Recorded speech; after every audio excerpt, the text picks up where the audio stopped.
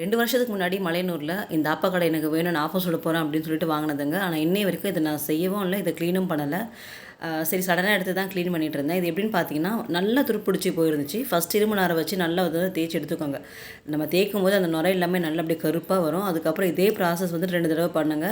அதுக்கப்புறம் தேய்ச்சு பாருங்க. அகைன் அந்த துருப்பிடிச்சதெல்லாம் வரும். நம்ம கைக்கு ஒரு மாரி தண்ணி மாதிரி வந்துட்டே இருக்கும்.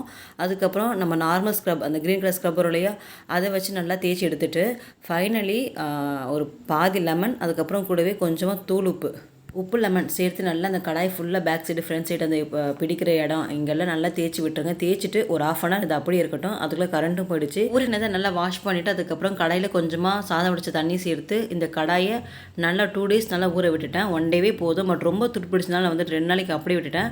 2 டேஸ் கழிச்சு பார்த்தீங்கன்னா கொஞ்சமாக அதை வாஷ் பண்ணி அதுக்கப்புறம் கொஞ்சமாக எண்ணெய் விட்டு வெங்காயம் போட்டு நல்லா ஸ்ப்ரெட் பண்ணி விட்டுருங்க. ஸ்ப்ரெட் பண்ணும்போது நமக்கு நல்லாவே அது ரெடி ஆகிடும். அதுக்கப்புறம் நம்ம எண்ணெய் தேய்ச்சி யூஸ் பண்ணிக்கலாம்.